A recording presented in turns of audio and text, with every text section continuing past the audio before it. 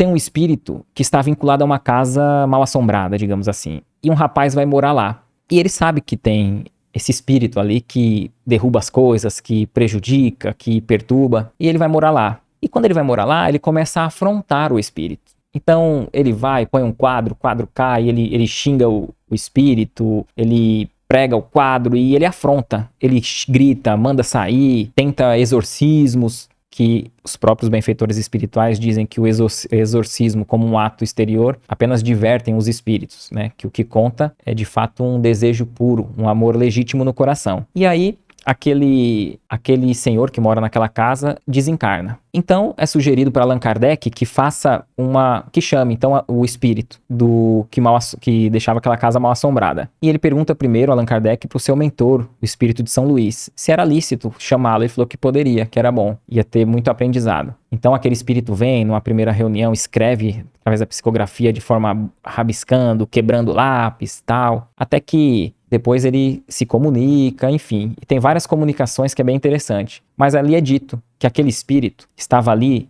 há quase 200 anos, porque ele achou que o irmão dele estava traindo com a sua esposa. E ele foi e matou o próprio irmão. E ninguém desconfiou, ele soube ofuscar o crime. E passou um tempo, com remorso, o peso na consciência, ele não perdoou a esposa, julgando que de fato ela havia traído com o seu próprio irmão. Ele foi e matou a esposa. Então ele ficou enceguecido e a sua própria punição foi viver ali, porque ele em nenhum momento desejou se elevar. Então, tem muitas perguntas, muitos pontos de vista, mas o que nós gostaríamos de destacar? Foi perguntado para São Luís o que aquele cara que estava naquela casa, que foi perturbado até a morte por esse espírito que mal assombrava, o que poderia ter sido feito para se desvincular daquela obsessão? E foi dito, simples, bastaria um desejo sincero de auxiliar aquele infeliz irmão que estava em espírito. Bastaria preces sinceras. Olha só, né? Muitas vezes a gente tem obsessores, adversários, e o obsessor aqui entende-se que existe os desencarnados e os encarnados. Então muitas vezes a gente tem um problema, tem um inimigo, um adversário, encarnado ou desencarnado, e a gente não pensa em orar por ele.